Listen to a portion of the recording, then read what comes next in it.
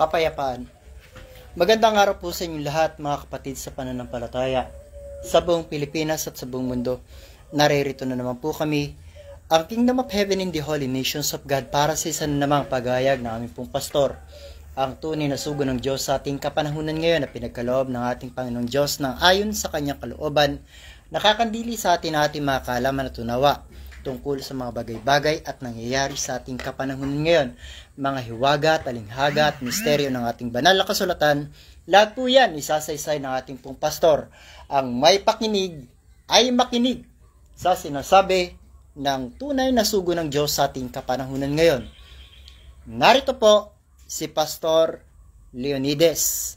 Sa lahat po ng mga tao at mga mananampalataya na patuloy na nakikinig ng mga tunay na aral na katotohanan ng ating pong pastor, maraming salamat po sa inyong lahat.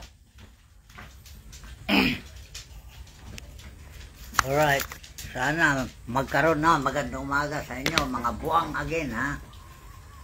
Dahil mga buwang again, sabi nyo born again, pero na buwang again. Dahil hindi lalang makahulugan ang salitang born again. Pag ikaw ay born again, makilala mo ang taong kinaroonan ng Diyos. Kagaya ni Nicodemo. Basahin. Isang Parisyo na pangulo ng mga Hudyo ay naparoon kay Jesus ng gabi at nagtanong siya at nagsabi, Guro o Master o Rabbi. Basahin na po natin. Sige. Juan Kapitulo 3. May isang lalaki nga sa mga Fariseo na nagngangalang Nicodemo, isang pinuno ng mga Hudyo. Ito rin na naparoon sa kanya ng gabi at sa kanya nagsabi, Rabbi, nalalaman naming ikaw ay isang guro na nagbuhat sa Diyos, sapagkat walang makagagawa ng mga tanda na iyong ginagawa, maliban na kung sumasa kanya ang Diyos. Alright, malinaw na si Nicodemo ang born again dahil nakilala niya ang kaharian ng langit na siyang si Jesus. Na siyang kaharian ng langit ay walang magagawa, kundi ang Diyos ay wala sa kanya. Kaya si Jesus, pinatulan niya na ang Diyos ay nasa kanya.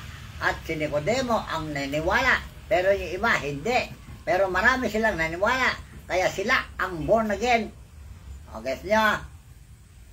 Dahil nakilala nila ang kaharian ng langit. Dahil walang nakagawa ng mga ginagawa niya, maliban kung wala ang Diyos sa kanya. Anong ginagawa niya kasi? Nasa Matthew 4:23. Mateo Kapitulo 4, talatang 23. Yan ang ginagawa ni Jesus na nakita ni Nicodemo at marami pang iba, kaya sila ang born again.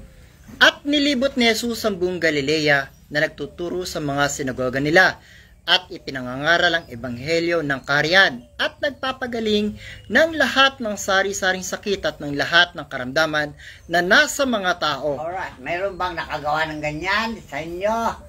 Kayo mga pastor, Mga pare, may ministro. nakagawa ba sa inyo yan? Ang nakita ni Nicodemo, yung ginagawa ni Jesus na yan, nag-ebanghelyo at nagpapagaling ng lahat ng sari-saring sakit. Kaya siya ang tinawag na born again dahil nakilala niya ang kaharian ng langit na siya si Jesus at inilipat niya ang kaharian ng langit sa mga apostol din doon sa Lucas 22:29-30. Lucas Kapitulo 22, talatang 29 hanggang 30. At kayo'y inihalal kong isang kaharian. Kasi, nandiyan nyo, yung apostol niya, kaharian din. Ipinamana sa kanila yung kaharian na dalang-dala ni Jesucristo. Kaya sila lahat ay leader ng mga born again. Si Jesus at ang kanyang mga apostol. At sila'y pinagkalooban na salitang ganito. Situloy mo. Nagaya ng pagkahalal sa akin ng aking ama. Kasi maliwanag kung paano inahalal ng Diyos si Jesus bilang manggagamot, mangangaral ebanghelyo at nagpapagaling ng sari-saring sakit. Ganon din ang minana yung 12 apostol. Ituloy mo. Upang kayo magsikain at magsinom sa aking dulang, sa kaharian ko. Ano yung dulang? yung mesa na sila ginagawa nilang aralan, doon nilalapag ng Diyos ang mga biyaya para kunin yung mga apostol, para taglay nila yung taglay din ni Jesus na kapangyarihan na manggamot. Kaya kung basahin nyo sa gawa, ano ang kapangyarihan na tinaglay ni Pedro? Hindi ribulto, pinoprosesyon, tanda nyo. Kayo na balang maghanap dyan kung talagang magaling kayo buwasa. Hindi ribulto, pinoprosesyon. Si Pedro ang pinoprosesyon at nakadipa siya. At lahat ng pasyente ay nakando sa gilid na dahan. At bawat pasyente na malampasan niya, magagaling na sila lahat. Ayan ang kapangyarihan na dinaglay ni Pedro bilang inalal siya gaya ng pagkahalal ni Kristo. Sila lahat ng mga apostol, lahat sila ay manggagawa ng mga himala. Sila lahat ay manggagamot, nagtutulungan sila. Kaya ayan ang mga tinatawag na born again na tao. Sila yung mga manggagawa ng himala bilang pastor. At nakita ni Nicodemo na gano'n na ginagawa nila lahat, kaya humanga siya. Kaya si Nicodemo, siya rin ang kauna-unang taong born again. Dahil ang taong born again, na hindi born again, hindi siya makakita ng karya ng langit. Sige nyo. Ngayon ba, nakikita nyo ang karya ng langit? Sa tagal namin dito sa ibabang lupa na nanggagamot, nakita ba niyo yan? O bulag kayo? Wala kayong ginawa, kundi wala kayong tinignan, kundi sarili lang ninyo. Mayayaman kasi kayo. Yan ang panahong masasama, nasabi ni Pablo. Mayayaman kayo, mapagmataas, mapagmuwapuri, sarili. So, wala sa inyo ang kaharian ng langit, kundi naibigay doon sa mga taong tapat, gaya ni Kristo, gaya ng mga apostol, na sila ang kaharian ng langit, na kinikilala ng maraming tao, gaya ni Nicodemo. Kaya si Nicodemo, nakapanhig siya sa kaharian ng Diyos dahil qualified siyang makisa sa layuning ng mga apostol at ang Panginoon Kristo. Naging membro siya dahil siya ay born again na. Kita nyo, ngayon, dahil kayo ay buwang again, hindi pa kayo membro talaga. Dahil bulag kayo, hindi nyo makita yung ginagawa namin. Hindi nyo nakikita yung ginagawa namin na gaya ng ginagawa ni Jesucristo. Dahil yun din ang pinatutuhanan ng mga apostol nung unang pang panahon doon sa San Juan Kapitulo 1:14. 1 muna, saka ilipan nyo sa 14. Nang pasimula, siya ang berbo at ang berbo ay sumasa Diyos. At ang berbo ay Diyos. Ang berbo ay sumasa Diyos. Hindi pupunta sa tao, sa kapwa niya Diyos. Bakit? Dahil yung mga alagad ng Diyos ay kawagis ng Diyos lahat yan. Dahil ang Diyos noong unang panahon ay manggagamot na siya. At sino nagmana? Si Jesus at ang kanya mga apostol. Kaya yung kaharian ng langit nasa kanila. At sila ngayon na pinangalanan ng kaharian ng Diyos dito sa lupa. Ito na. Kaya ang sabi niya, doon sa Lucas, kayo'y inasal kong isang kaharian na kaya na pagkahalal sa akin ng aking Ama. Kayo ba? Wala. Upang kayo magsikain at magsinom sa aking dulang, sa kaharian ko. Ano kainin mo at inumin sa dulang? Dahil yun ang hapagkainan nila.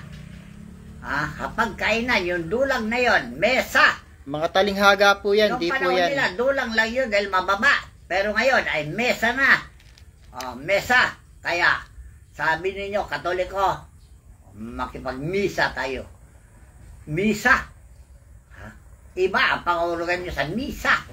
At saka sa mesa. Nagpapakain naman daw po sila ng ostya sa misa nila. Hindi yan. Ang tinapay nakakainin na makipagdulang o makipagmesa o misa. Yung mesa na sinasabi niyo, kawagis ng salitang mesa, la mesa. Nung dulang. Panahon ang tawag yan, dulang, dahil mababa lang sila, walang upuan.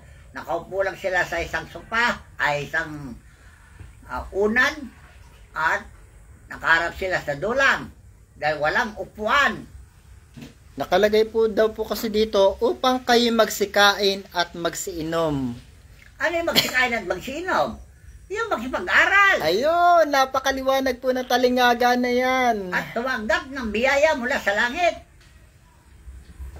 Doon sa mesa ilalampagan Diyos. At nakasahod sila doon sa lamesa na yun. At doon nilalampagan Diyos sa kapagrihan sa kanilang mga kamay upang sila ay maging huwaran sa buong sanlibutan para uniforme. Intindihin niyo, uniform para iisa silang diwa at iisa silang anyo. Lahat sila ay manggagamot. Tandaan nyo lahat sila ay manggagawa ng himala. Lahat sila ay nagpapagaling ng sari-saring sakit. Nga po sinasabi ko na yung tunay na iglesia ni Kristo, yung katawan ni Kristo, kumpleto po yan ng mga biyaya, nandun po lahat. Buwang kayo kasi ang binibinyagan, hindi yun na makakita ng Espiritu, kundi yun nagbibinyag. Bakit niluloko yung mga tao? Sa kabibinyag nyo, ginagawa nyo sinungaling, ang binibinyagan nyo, wala man nakita ng Espiritu.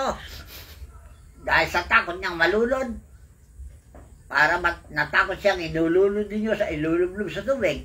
Kahit na walang nakita, sabi na niya na may nakita siya. Opo. Dahil meron ako narinig na joke.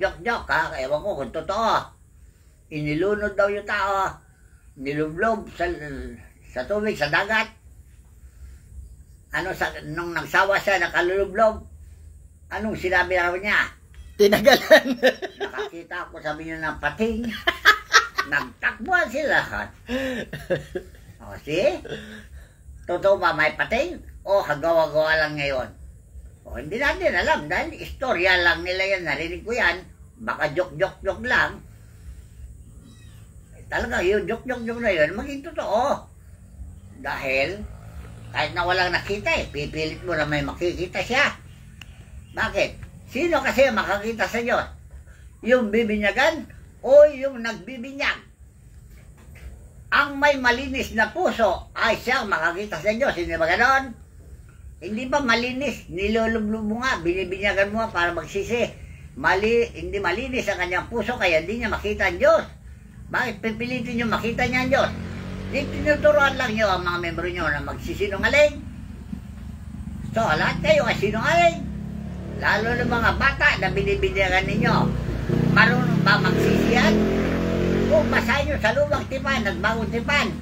Lalo na panahon ni Moses. 12 anyos pataas ang binibinyagan. Tandaan nyo bakit daw may mga sanggol? Manluloko nga pare. Tapos nakalagay dyan nasilang na ang bagong Kristiyano. Kristiyano ba yung bata na yan? Paglaki niya, tarantado pala. Lalo kung di maturuan magulang, loko-loko. Luwaki siya, bastardo, marumbano. Yung ba tunay na Kristiyano? Kaya kung tunay na Kristiyano kayo, bakit yung pinaparami ang makasalanan? Pinababayaan nyo ang mga membro, naging loko-loko. Porque membro ninyo, bayan na lang ninyo. Kung makapatay siya, pwede na, dahil mayroong bendisyon sa patay.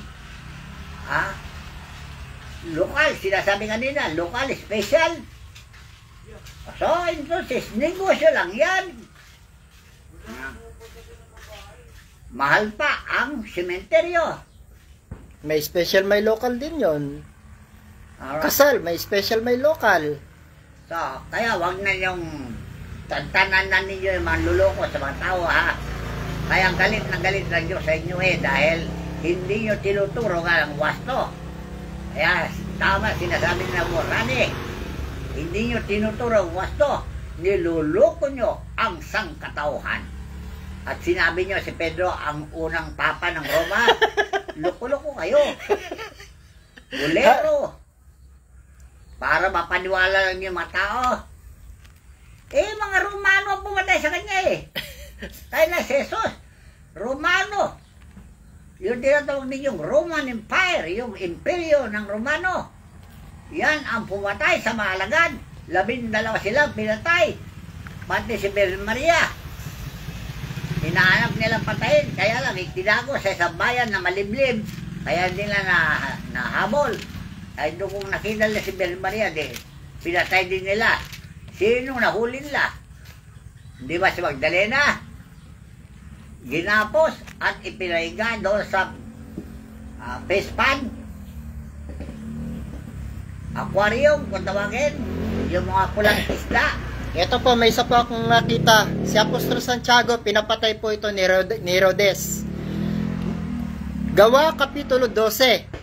Nang panahon niyang yaon, iniunat ni Herodes ang kanyang mga kamay upang pahirapan ang ilan sa iglesia. O yan, may mga pinapahirapan na pala. At pinatay niya sa tabak si Santiago na kapatid ni Juan. At ang makita niya ito ikinatuwa ng mga Hudyo ay kanya namang pinagpatuloy na hulihin si Pedro. Pati si San Pedro, ayun. Kaya nga pinapatay lahat niya ang mga apostol. Anong inayawan nyo sa mga apostol at sa Panginoon? Nagbabalita ron ng katotohanan. Dahil sa panunuligsa sa inyo, anong tinuligsa sa Panginoon? Yung pagdadarasal ninyo paulit-ulit diyan sa Matthew 6. Kinagalit nyo yan. Dahil pinulaan niya yung pagdarasal ninyo na ulit-ulit sa mga kanto, yung prosesyon. Ama namin, Ama namin, Ama namin, Ama namin, Ama Ginong Maria, puno-puno ka, disgrasya. Bakit? Hindi, ipanalangin mo kami makasalanan. Bakit? Hindi ba kayo marunong magdasal? Engot. Ipanalangin mo kaming makasalanan. Bakit? Kayo? Wala kayo alam na manalangin? Mga ulol kayo. Magdasal lang, hindi nyo alam. Hingi pa yun ng panalangin kayo. Anong klaseng panalangin? Ito po, basahin po natin. Mateo, Kapitulo 6, talatang 5 hanggang 8.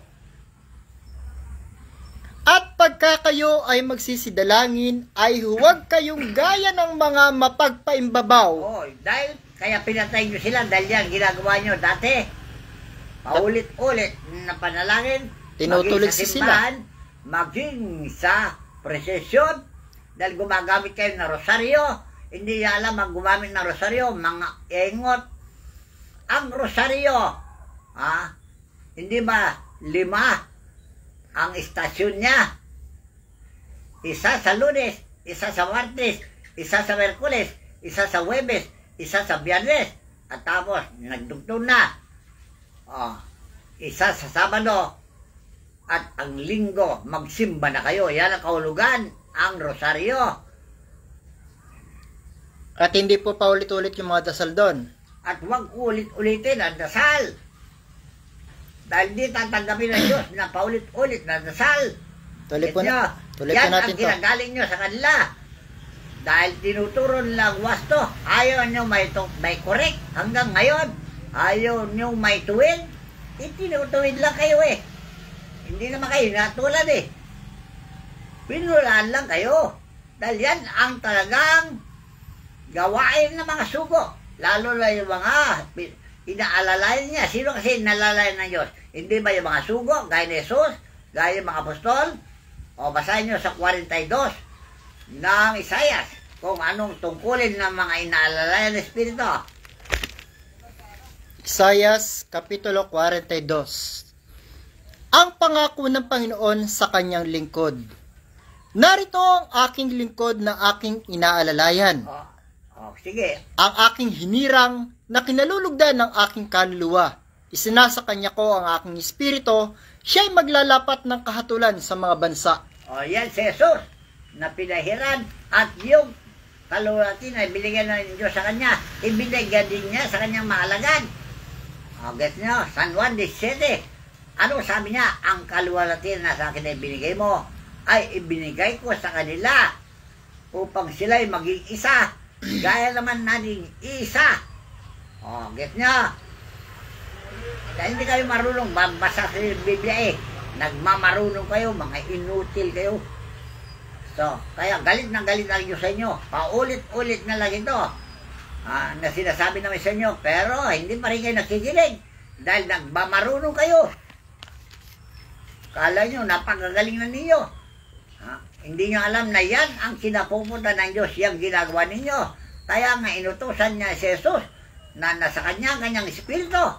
at naghayag siya ng katulad sa inyo. Nandyan sa Matthew 4 na ibigay sa kanya ng paghatol dahil siya ay anak ng tao. Kita nyo? Alam niyo, ibig sabihin yung anak ng tao, alipin ng mga tao. Ay nanusagin mo, paglingkuran ka niya. Hanggang sa ikaw ay gumaling, tuturuan ka niya na magsisi para ikaw ay gumaling. At papatawarin ka ng Diyos kung ikaw ay makapagsisi na. Dahil yan ang patakaran. Kaya nung dumami ang membro ni Jesus, doon sila nagalit. Dahil sumikat siya.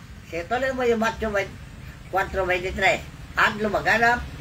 At lumaganap ang pagkabantog niya sa buong Syria at kanilang dinadala sa kanyang lahat ng mga may karamdaman at ang mga pinipigati ng sari-saring sakit at pahirap at ang mga inaalihan ng mga demonyo at ang mga himatayin at ang mga lumpo at sila'y pinagagaling niya. Okay na. At sinundan siya ng lubhang karamihang tao mula sa Galilea at Decapolis at Jerusalem at Judea at mula sa dakong ibayo ng Jordan. Lahat ng mga Katoliko sumunod na sa Panginoon Jesucristo kaya pinapatay siya. Wala sila nakita. Sila ng membro. Yun nga. Kagaya ni Pedro, basahin nyo sa gawa. Nung tuligsay ni Pedro yung mga pumatay kay Jesucristo, anong sinabi ng mga tao? Anong gagawin namin ngayon? Ano sabi ni Pedro? Magsisi kayo. Upang mapatawad ang inyong mga kasalanan at tanggapin ninyo ang kaloob ng Espiritu Santo. Nung nagsisi kayo, natanggapan ninyo ang kaloob ng Espiritu Santo na pagpapagaling na sakit. Kaya tigil na nyo kasi malilyo. Tandaan nyo nasa Biblia, Lacheri, nung nakakain ng Pedro, maraming tao. Doon naman ngayon, hinuli si Pedro at ikinulong. Nung nakakulong siya, binuksan ng Espiritu ng selda at lumabas si Pedro, nakita nila, nandun na naman, nangangalit sa bayan. Sinisipa niya yung mga gwardya. Hindi naman yung mga gwardya nagbukas ang pinto Binuksan ng Espiritu Santo para makalaya si Jesus, ay si Pedro. Ngayon, binabasa ba ninyo ang Biblia? Hindi kayo kasi nagbabasa kayo, hindi nyo maunawaan Mga ingot kayo talaga. Tinuturo kayo ng wasto, ayaw pa ninyo makinig, ayaw nyo pakinggan, dahil nakagawin na ninyo, hindi na nyo maiwanan. Yan papatayin na nyo kayo lahat. Anong pagpatay? Yung mga sakit na yan, ang dami na namatay, hindi nyo alam. Dahil nangako na siya na papatayin niya lahat ng mga kasalanan. Matuwa ba kayo kung ang membro nyo hindi naman likas na makasalanan ay madamay dahil sa inyo? Matutuwa kayo dyan sa ganyan? Ang dami nang matay, nababalisa na ng gobyerno sa kamatay ng maraming tao dahil sa sakit na COVID na yan. Yung COVID na yan, hindi naman mapagaling. So, yan ang kaguluhan. Marami kong sasabihin sa inyo.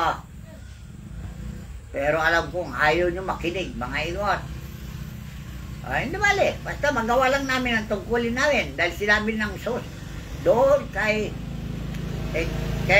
Ezekiel, sa pakinggan nila, hindi sabihin mo ang aking salita. Dahil ang tao ay silikas, matigas ang ulo. Sabi ng Diyos, doon sa Malakyas o Ezekiel, Kapitulo 2:1. Ezekiel, Kapitulo 2, talatang 1. Ang tawag sa propeta. Kita na. Dahil sila ay propeta, tinawagan sila maglingkod. At ano ang utos sa mga propeta? Ito. At sinabi niya sa akin, anak ng tao, tumayo ka sa iyong mga paa at ako'y makikipagsalitaan sa iyo. At ang Espiritu ay sumaki nang siya magsalita sa akin at itinayo ako sa aking mga paa at aking narinig siya na nagsasalita sa akin. Ayan ang propeta. Maririnig niya ang Espiritu dahil ang Espiritu ang siya magsasabi kung anong dapat niyang gawin at kung anong dapat niyang salitain. Gagaya ni Jesus, siya ay propeta.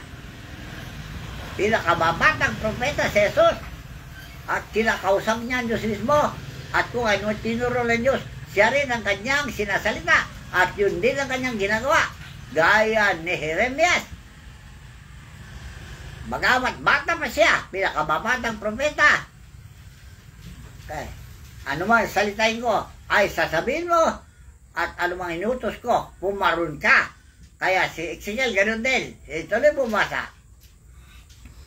At ang Espiritu ay sumakin nang siya magsalta sa akin at itinayo ko sa aking mga paa. At aking narinig siya nagsasalta sa akin.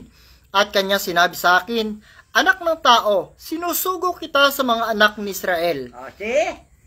Saan sila sinugo? Sa mga anak ni Israel. Sino si Israel? Di ba si Jacob?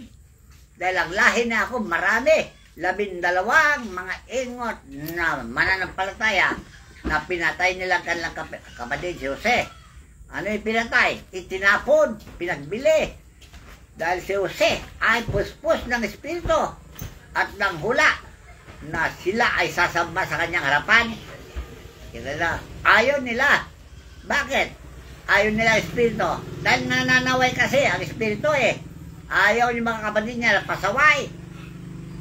Oh, get nyo? Dahil matindigas ang kanilang ulo.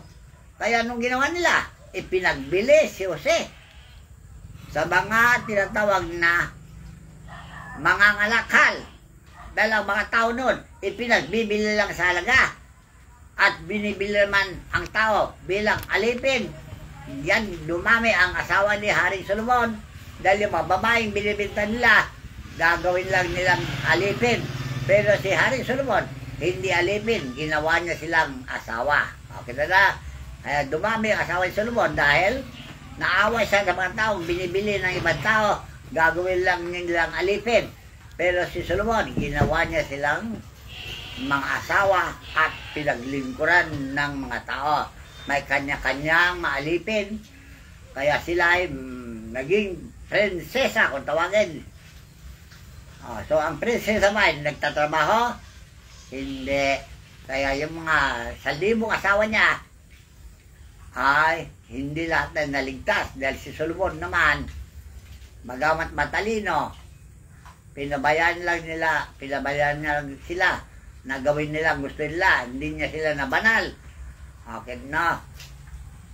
So ngayon, sa panahon natin, ganyan din ang patakaran. Kaya kayo ngayon, ang mga tinatawag na propeta ay kausap-usap nila Diyos. Kamukha ni Moses, propeta. Si Jesus ay propeta. At sabi ninyo ngayon, wala nang propeta. Ingot kayo. Bakit kami naging propeta? Nakakausap namin ang Espiritu. Kagaya ni Ezekiel.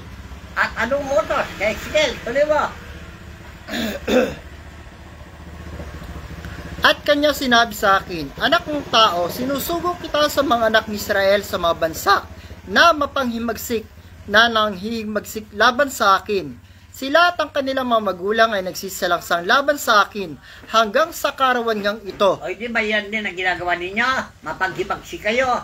Kayo at ang inyong mga magulang sa mananampalataya ay mga inutil. Kita na, mapanghimagsik, mapagbintang, mapaghusga. Bawal na magsaksi na hindi katotohanan, tandaan nyo. Kaya yan, si Ezekiel, isinugo sa mga taong matindigas ang ulo. Kaya kami naman ay sinusugo sa inyo na magsalita. Dahil kayo matindigas ang ulo talaga. Ito na mo. Na magiging magsiklaban sa akin at ang kanilang mga magulang ay nagsisalangsang laban sa akin hanggang sa karawan ngang ito. So, maliwanag. Hanggang sa karawang ito. Mapagsimagsik pa rin kayo. Mapanalansang. So, yung ugali nyo, nung una, siya pa rin yung ugali nyo hanggang ngayon. At ang mga anak ay walang galang at mapagmatigas na loob. Kita na, doon sinusugo ang mga anak ng Diyos. Kagaya ni Jesucristo, yung mapaghimagsik at mapanalangsang. Doon sila sinusugo para ibangon sila dahil sila ay patay na. Sinusugo kita sa kanila at iyong sasabihin sa kanila, ganito ang sabi ng Panginoong Diyos. at sila sa didinggin Manila o sa itatakwil Manila, sapagkat sila'y mapanghimagsik na sangbayan. Gayunman matatalastas nila na nagkaroon ng propeta sa gitna nila. Kita na. Natalastas ba ninyo ngayon na may propeta ba hanggang ngayon? Wala kayo alam. Dahil kayo mga bobo. Dahil yan ang sinabi ni Jesus, gibayin nyo ang templong ito at ibabangon ko sa 3 araw. Kailan nila giniba si Kristo? Pinatay. Hindi ba year 33? Ngayon, mula no year 33 ngayon. Dahil isang araw ng Diyos ay 1,000 taon. Ilan libong taon na mula nung napatay si Jesus? Hindi na ba magta-3,000 taon na? Papasok na tayo sa 3,000 taon? 3 araw na. Nakabangon na ba si Jesus? Yan ang hiwaga ng Biblia na hindi nyo alam. Sumagot po yung mga iglesia ni Kristo. Ang huling sugo sa huling araw, Felix Isagon Manalo. Sugo ba yun? Sugo? Wala naman siyang biyaya na tinanggap sa Espiritu, gaya ni Jesus. Sugo ba yan? Yun po ba sugo? Walang palatandaan. Wala kang makitang himala sa kanyang kamay. At tanong lang po, yung bang sugo na ipapasa sa anak, ipapasa sa anak, ipapasa sa anak, pwede po ba? O Diyos yung nagtatalaga? Pwede mo ipasa yung kapagarin mo kung meron ka. Gaya ni Jesus, ang kaluwalhatian sa akin ay binigay mo, ay ibinigay ko sa kanila. Ngayon, ano ang kaluwalhatian ni Manalo? Mayroon ba siyang kapangyarihang manggagamot? Marami raw po silang kayamanan, mga bilyon. Hindi yan ang kayamanan na tinutukoy ni Jesus. Ang kayamanan sa langit ay yung mga biyaya na pagpapagaling. Hindi manakaw na sinuman. Ibibigay kusa. Kung kusa mong tatanggapin, ililipat sa iyo ang kapangyarihan na yan. Agad niya, tinanggap mo walang bayan, ibibigay mo rin walang bayan. Kaya kami, nung nilipatan kami ng kaluwalhatian ni Kristo, tinanggap namin walang bayan, ibinibigay namin walang bayan. Kaya hindi kami nagpapayaman. At yung ginagawa ni Kristo at ang mga apostol, ginagawa namin na magbangon kayo ng mga patay. Sino yung mga patay? Yung mga patay sa panampalataya, yung mga may panampalataya na walang gawa, patay lahat yan. Anong klaseng gawa? Espiritual na gawa. Okay, kung wala kayo espiritual na gawa, at puro materyoso kayo, kayo ang tinutukoy na mapagbati ka sa loob, mapagimagsik, at mapag-api. Niluluko nyo ang mga taong walang malay. Kaya sabi nga ni Pablo, masdan ninyo mga kapatid, yung mga mayroong pagkabahabahagi at katitisuran laban sa aral na inyo na pag-aralan at lumayo kayo sa kanila. Ano ang pag-aralan ninyo sa Biblia? Hindi ba ang Biblia ay siyang tagapagturo natin upang hiyatin tayo kay Kristo gaya ng babaeng malinis? Nahitin na ba kayo kay Kristo? Nabadha na ba kayo? Nabadha na ba sa inyo si Kristo? Naglarawan na ba sa inyo kay si Kristo? Sinasabi ng banal na kasulatan doon sa San Juan, Kapitulo 1:14. Ito ang sinaksihan ng apostol. At nakita namin ang Berbo ay nagkatawang tao. Ayos sana. At nagkatawang tao ang Berbo at tumahan sa gitna natin. Hindi ba yung Berbo ay siya si Jesus? Nagkatawang tao. Salita ng Diyos, nagkatawang tao. At nakita namin ang kanyang kaluwalhatian gaya ng kaluwalhatian ng bugtong nama. Napuspos ng biyaya sino at ngayon yung katotohanan. kagaya ni Kristo? Bulag kayo. Wala kayong makita. Kami ngayon, yung kawangis at kalarawan ni Kristo. Puspos ng biyaya at katotohanan. Kita na, yan hiwaga ng Biblia. Hindi kayo kasi marunong magintindi. Nagmamarunong kayo, tuturuan kayo, hindi pa kayo makinig. Di tama yung sinabi ni Kristo. Ang sa Diyos ay makikinig ng salita ng Diyos. Dahil kayo hindi sa Diyos.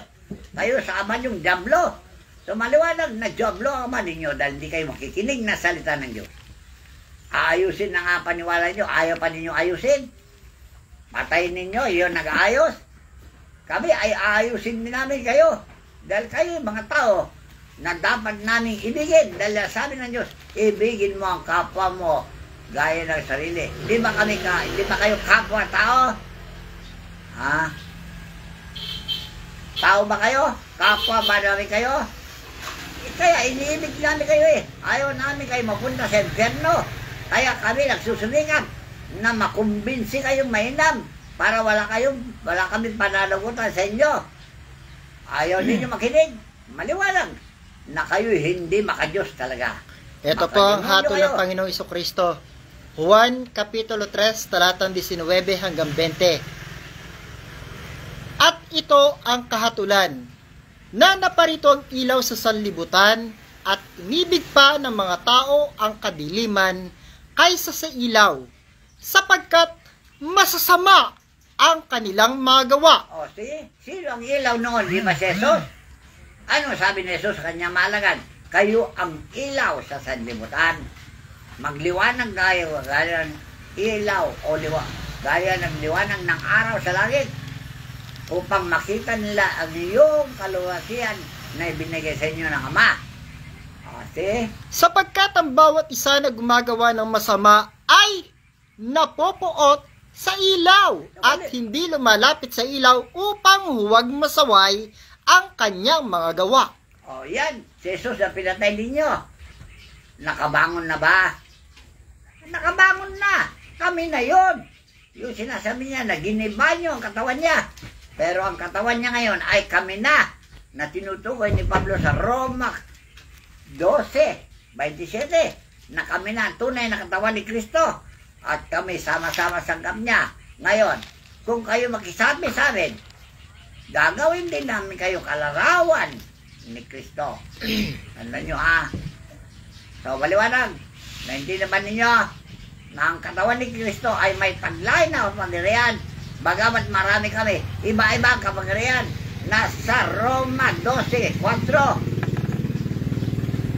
Ngayon may iba't ibang mga kaloob, datapwat iisang espiritu, at may iba't ibang mga pangangasiwa, datapwat iisang Panginoon. O marami ang relihiyon.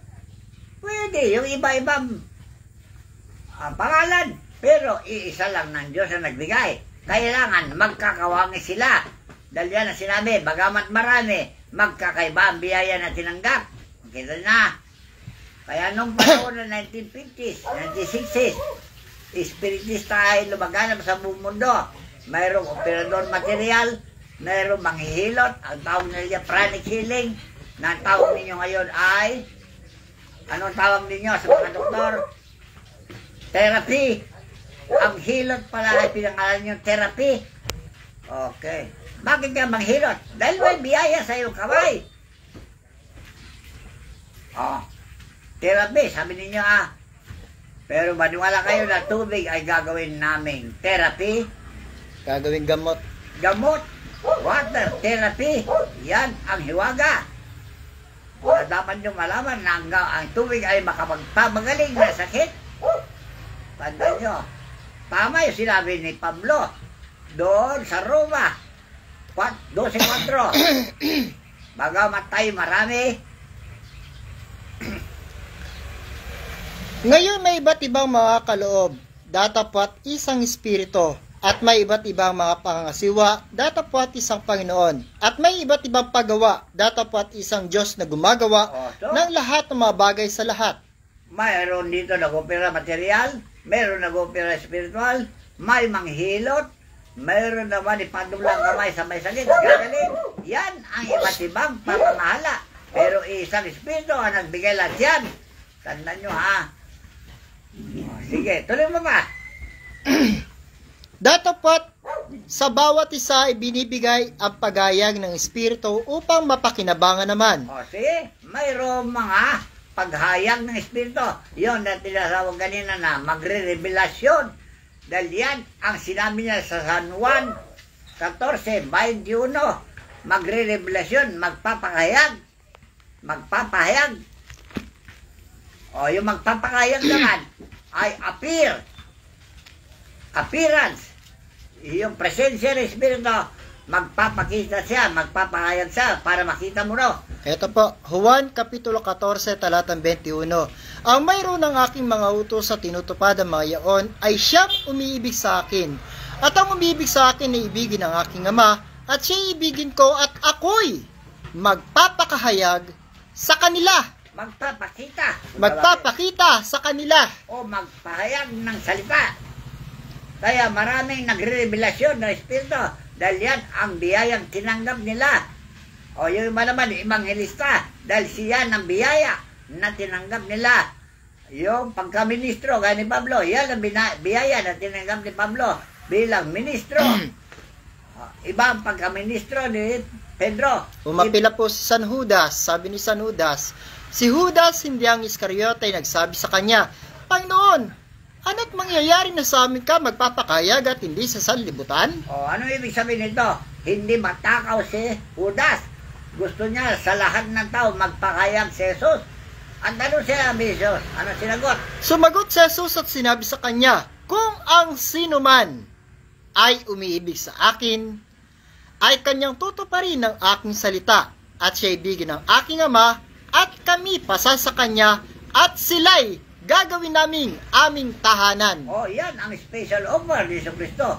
Sino man sa inyo, anyone, Sabadista man, Iglesia ni Cristo man, Mormon man, Saksi ni Uma man, sa madaling salita po, hindi po nagtatangi ng tao ang ating Panginoong Jesucristo. Kaya na sino man, basta lumapit sa Diyos at gusto niya tumanggap ng biyaya, pwede, bibigyan siya. Tandaan nyo ha.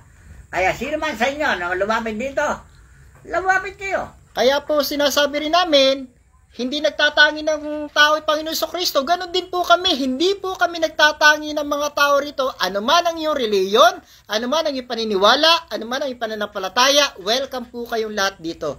Kay negro ka, kay baluga ka, kay ano man, sura mo. Lumapit ka at bibigyan ka ng Diyos ng biyaya. Anong klaseng biyaya? Kung ano gusto mo biyaya, makapamili ka. Ikaw mamili kung anong gusto mo. Dahil hindi ka bibigyan ng Diyos nang hindi mo kakayanin. Sabi ko lang naman po sa kanila, ang hinahanap po kasi sa inyo ng pastor, kung maalaman nyo po na mayroong isang mangangaral na alam nyo pong mas marunong kaysa sa inyo, magpakumbaba lang po kayo. Yan lang naman pong hinihiling nila sa inyo, magpakumbaba kayo.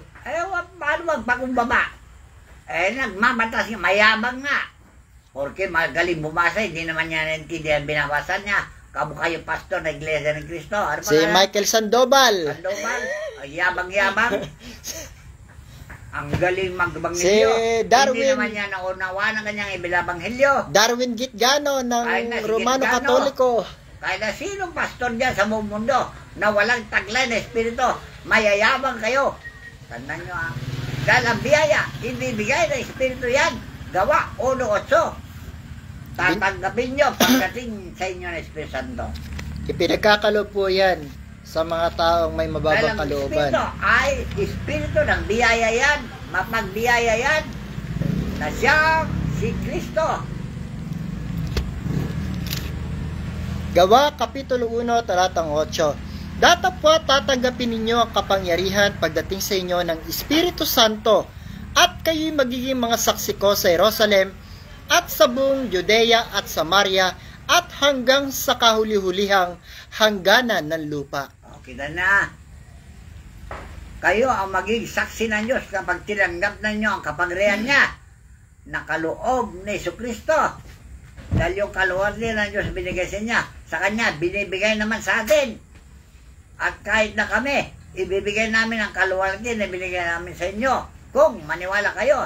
Dahil marami na akong nilipatan ng kapangyarihan. Tandaan nyo ha.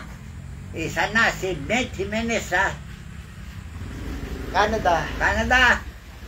Napagaling niya ang kapatid niya na exorcism. Hindi man namin hinawakan. Panalangin lang at kamay ang kinapan niya sa kanya. Kahit na malayo, gumaling yung kapatid niya. At yung kapatid niya nagtatrabaho na ngayon. Yan daw Normal pong na kapatid niya, isang mental hospital patient. Balik-balik sa mental. Exorcism nga. Nasapian ng marsang ang espiritu. O si, marami pang iba. Diyan sa Manila, si Melinda. Anong pilido? Ma'am Melinda Garcia. Melinda Garcia. Tanungin nyo siya, Katoliko siya ha. Humiwalay na sa Katoliko. Espiritista na ngayon. Ang good news po kay Ma'am Melinda, nakikita raw po niya yung mata. Talaga. Ano kaya yung mata na yun? Hindi ba sinabi ng Biblia? Magpapakita siya, magpapakayag siya. Alright. Tutulad yan. Magpapakita Diyos sa inyo. Kamukha yung yung nasa Taiwan. Inakay ni GIL. Yung nasa Taiwan po. Nasa Taiwan, si Ma'am Rina Ramos. Manggagamot na ngayon. Itaas lang ang kamay. Natatanggap na niya ang Panginoon. Nakakausap na niya ang Panginoon. O sino sa inyo ang gusto pa? At bibigyan namin ng kapangyarihan. Magtapat ka lamang. At ikaw ay bibigyan. Kaya sabi ni Pablo, lumapit kayo may pagkakatiwala. Sa luklukan ng biyaya. Upang kayo'y magtamo ng awa. Upang tumulong sa inyo sa panahon ng pangangailangan. Kaya kung may kailangan nyo mapagaling ang sakit ng sino man sa inyo, tatanggapin nyo ang biyaya at kayo ay maging isang propeta. Tanda nyo ha, dahil ang mga propeta ng Diyos, tumatanggap sila ng kapangyarihan. Bawat propeta, iba't ibang kapangyarihan tinanggap nila. Kamukha ni Jeremias. Iba ang kapangyarihan na tinanggap niya. Nandun sa Jeremias 1:10. Jeremias Kapitulo 1 Talatang 10. Tingnan mo aking pinagpupuno ka sa araw na ito sa mga bansa at sa mga karian upang mag-alis at magbagsak at upang magsira at magwasak upang magtayo at magtatag. Iba naman ang tinanggap ni Jeremias. Ay ni Jeremias ba yun? Isaias. Anong tinanggap ni Isaias? Nandun 61 ng Isaias. Yan ang tinanggap niya sa Diyos. Ang Espiritu ng Panginoon ay sumasa akin. Saan ba? Wala. At ako'y pinahiran niya upang magpagaling ng mga bagbag na loob. Ito po. Isaias Kapitulo 61. Ang pagkakataas ng mga nagbabata. Ang Espiritu ng Panginoong Diyos ay sumasa akin, sapagkat pinahiran ako ng Panginoon upang ipangaral ang mabuting balita sa mga maamo. Kanyang sinugo ako upang magpagaling ng mga bagbag na puso, upang magtanyag ng kalayaan sa mga bihag at magbukas ng bilangguan sa mga bibilanggo. O yan ang tungkulin ni Isaias naman. Kakaiba kay Ezekiel. Dahil si Ezekiel talagang mapanggibayan. Gigibayin niya ang inyong mali-maling katuwiran. At ano pa, ipagbuloray-lorayin ang mamali niyong aral. At itayo niya ang katotohanan at patayin niya. Yan si Ezekiel na ginaya lahat na Jesus yan. Ginaya niya si Isaias, ginaya niya si Ezekiel, ginaya niya si Jeremias. Dahil siya nagsabi, huwag niyo sabihin na ako'y naparito upang labagin ang kautusan o ang mga propeta. Naparito ako hindi upang labagin, kundi upang ganapin. Kaya kung anong ginawa yung mga propeta, ginawa din niya. Excuse me. So, malinaw o basahin mo sa Bagong Tipan kung magkawangis yung sinabi ni Isaias at sinabi niya. Ito po, Mateo Kapitulo 5, talatang 17. Huwag ninyong isiping ako'y naparito upang sirain ang kautusan o ang mga propeta. Ako'y naparito hindi upang sirain, kundi upang ganapin. Kaya kung ano inutos ng Diyos sa mga propeta, yun ang ginaya niya. Ginanap niya. Siya yung nanggigiba rin na maling katuwiran. Mapandigma kung tawagin, mandirigma.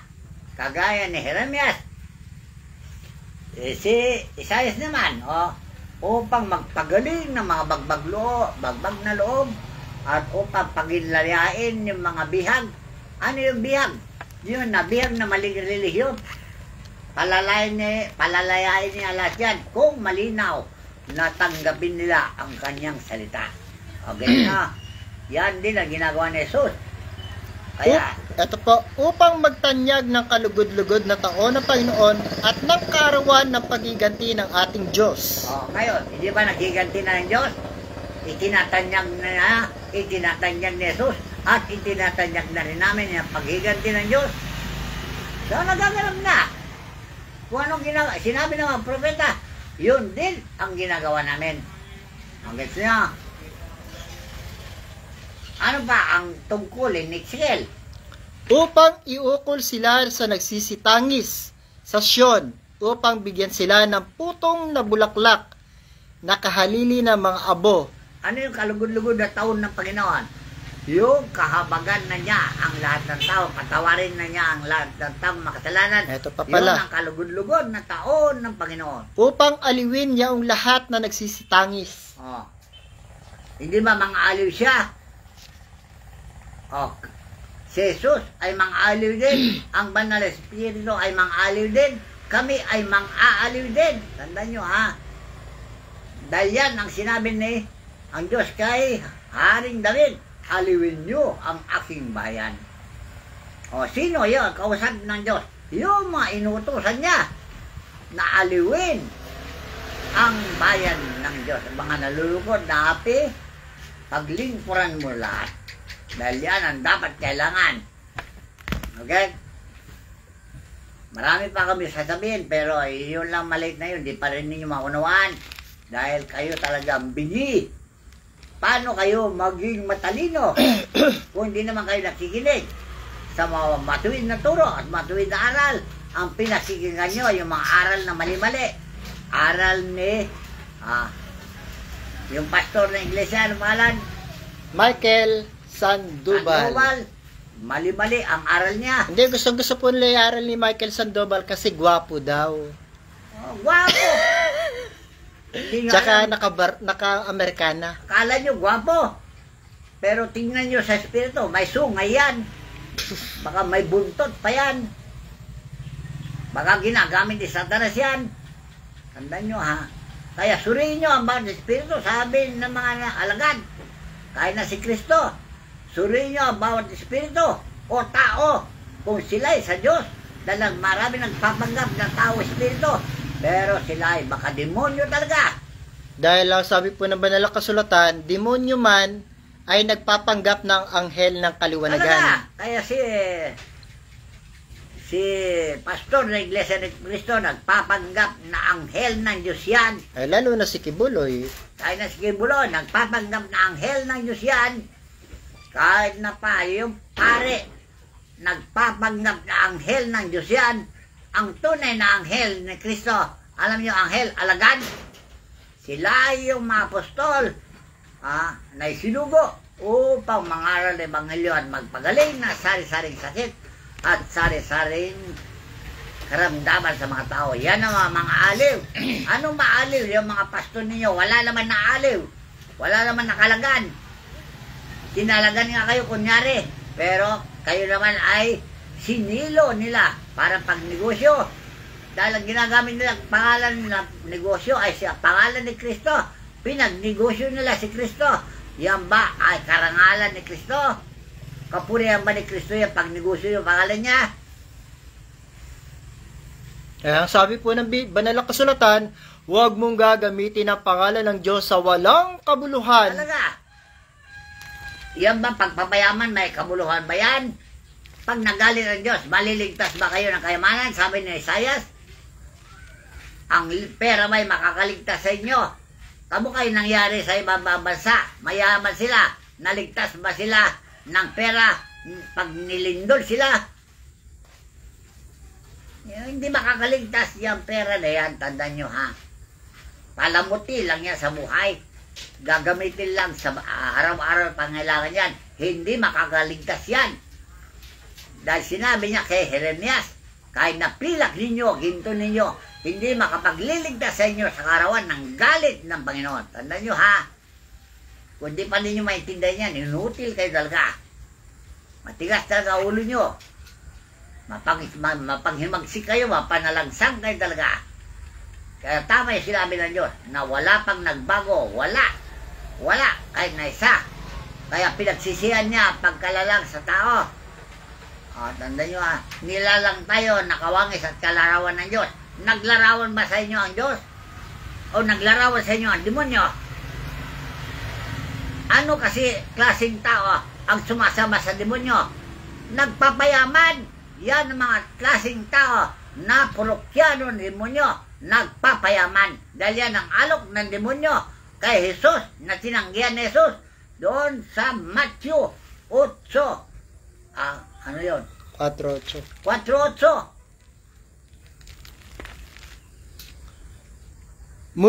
Muling dinala siya ng diablo sa isang bundok na lubang mataas at ipinamala sa kanya ang lahat ng mga kaharian sa sanlibutan at ang kaluwalhatian nila. Ano nakita niya? Satanas, pinakikita niya kay Jesus. Lahat ng malalaking building ay kaluwalhatian ng tao. Kayamanan ng bansa ay kaluwalhatian ng tao. Na kung sumamba ka kay Satanas, ibibigay niya sa iyo lahat ng kayamanan na yan. Kagaya nangyari kay Kibuloy. Nakuha na niya ang pera ng bayan. Nakuha niya ang pera ng tao. Ngayon, sino ang Diyos niya ngayon?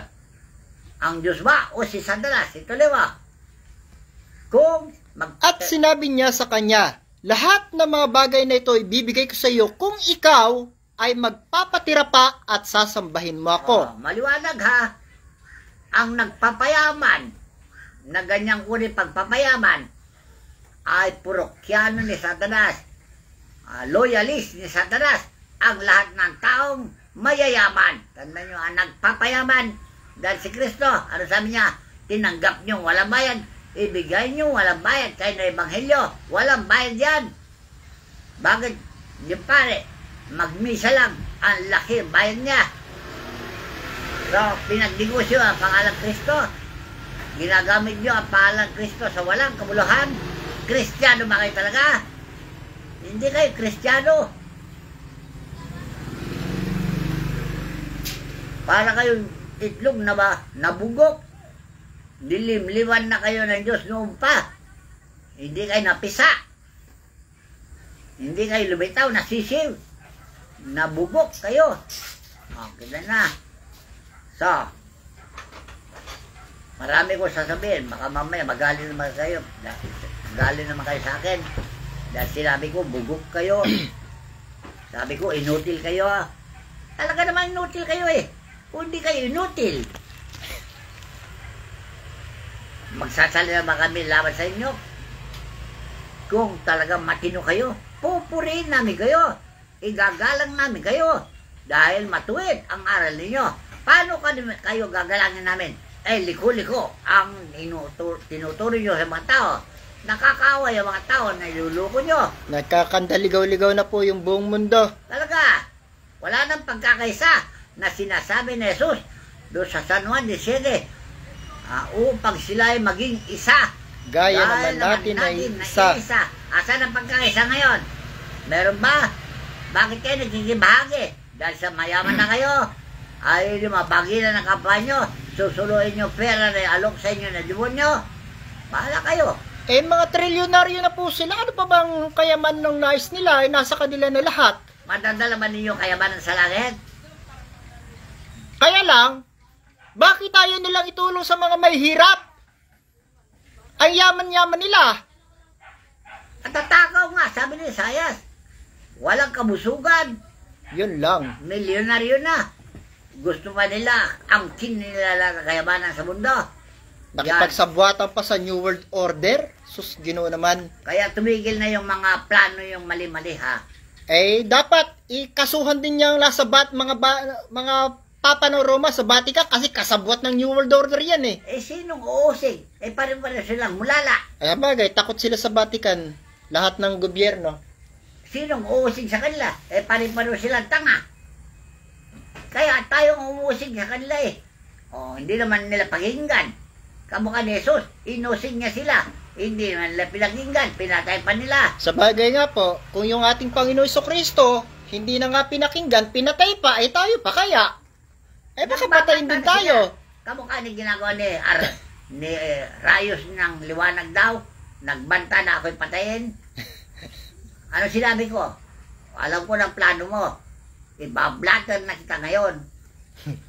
Sa Yan oras naman- na ako'y mamatay, ikaw ang dadamputin. Yan ang mga iglesia ni Cristo. 4 na nakamotor yung naghahunting sa akin, nakausap yung kapatid ko. Eh, syempre, natakot yung kapatid ko. Tingnan nyo po yung bahay namin dati ngayon. Wala nang katao-tao. Lumayas si kapatid ko sa takot. Eh paano? Balitado talaga na pumapatay ang mga iglesia ni Cristo na yan. Yan pala. Hindi naman iglesia ni Cristo eh. Iglesia ni Manalo yan eh. Ano iglesia ni Cristo? So, ito po. Walang tinuro ni Cristo na ganyan. Ngunit kayo hindi nangatuto ng ganito kay Kristo. Na, walang itinuro si Kristo na ganyan, na mamera, magpayaman sa pera. Dahil tinanggihan niya yung alok ni Satanas. Kaya Satanas, lumayas siya. Iniwan niya si Kristo. Kaya hindi kayo iniwanan ni Satanas eh. Dahil kinagat niyo yung pain ni Satanas. Nabingwit na kayo ni Satanas, hindi na kayo makawala. Ito po, sinabi ni Apostol San Pablo. Efeso, Kapitulo 18 hanggang 24. Huling mensahe na po ito. Nasa kadiliman ng kanilang pag-iisip ay nangahiwalay sa buhay ng Diyos. O ano buhay nila? Buhay mandarambong, buhay tulisan, buhay mamemela, scammer, lahat ang buhay ni Satanas ay nasa kanila. Dahil sa kahangalang nasa kanila, dahil sa pagmamatigas ng kanilang puso, Ano ibig sabihin kahangalan? Hangal talaga mga yan. na sila sa di pagkaramdam ng kahihiyan, Walang hiya talaga mga ay yan. napahikayat sa kalibugan upang kalakalin ang lahat ng karumihan ng buong kasakiman. Ayan, ang ugali ni Satanas. Kaya pala mayayaman na, mga bilyonaryo, trilyonaryo na. Kaya nga napunsan sa biyano Satanas dahil siya ang promotor ng scam at sindikato. Ang sabi naman po ng Panginoon sa Kristo, ngunit kayo'y hindi nangatuto ng ganito kay Kristo. Kung tunay na Kung tunay na siya inyong pinakinggan at kayo'y tinuruan sa Kanya gaya ng katotohanan na kay Jesus at inyong iwan tungkol sa paraan ng inyong pamumuhay na nakaraan ang dating pagkatao na sumama ng sumama ayon sa mga kahalayan ng pagdaraya. O yan, dahil mandaraya kayo lahat, kaya mayayaman na kayo. Iwasan ninyo yan. At kayo'y magbago ng espiritu ng inyong pag-iisip. O nagbago na ba kayo? Yun lang. O siya pa rin. Wala pagbabago. Pare-pareho kayo Judas. Pinagpapalit nyo si Kristo pera. Taksil kayo talaga. At kayo'y magbihis ng bagong pagkatao na ayon sa Diyos ay nilalang sa katuwiran at sa kabanalan Oh. ng katotohanan. Meron mo ang banal na tulisan. Meron mo ang banal na mandarambong. Meron ba ang banal na scammer. Meron ba ang banal na mandaraya. Nagbabanal-banal ang lahat yan. Tandaan nyo ha. So, itigil ko na. Baka mapurga kayo sa kasalita ko ha.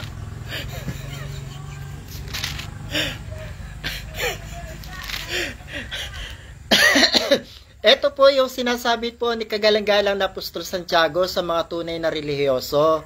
Yung may tunay na relihiyon. Santiago, Kapitulo 1, talatang 26 hanggang 27.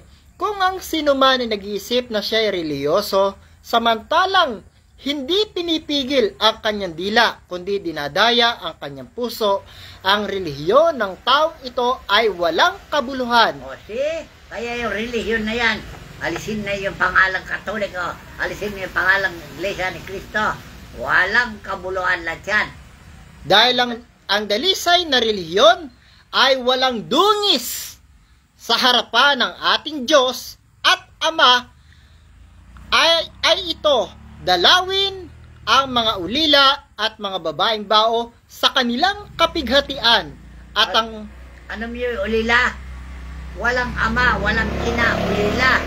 Ibig sabihin, walang espiritu na bumapatnubay sila. Ulila sila. Kaya sila ay nalulungkot at napipigati at inaaliw namin sila lahat. at pag-ingatang walang dungis ang kanyang sarili sa sanlibutan. Yan po ang tunay na reliyoso. Ay kung reliyon ninyo, scammer, mandaran mo, madurugas, babayro, lalakero, yan ba ang dalisay na reliyon? Sinungaling? Dalisay na reliyon ba yan? Manliligaw na mga tao? Dalisay na reliyon ba yan? Walang dalisay na reliyon na ganyan. Andan nyo ha? So hanggang dito na lamang po at maraming salamat po sa inyo lahat sa patuloy po na pakikinig sa mga tunay na aral at katotohanan ng ating pong pastor, ang tunay na sugo ng Diyos sa ating kapanahunan ngayon. Maraming salamat po sa inyong lahat. Ang lahat po ng kapurihan, kapangyarihan, karangalan ay ating pong itinataas sa ating pong dakilang Ama at sa lahat ng mga banal na Espiritu sa ating Panginoong Jesucristo, sa lahat ng arkangeles ng kalangitan, sa mga doktor ng kalangitan, at sa lahat ng mga banal na Espiritu. Papuri, pasasalamat, paggalang at pagsamba ay amin pong itinataas sa inyong mga banal at dakilang pangalan. Maraming salamat po.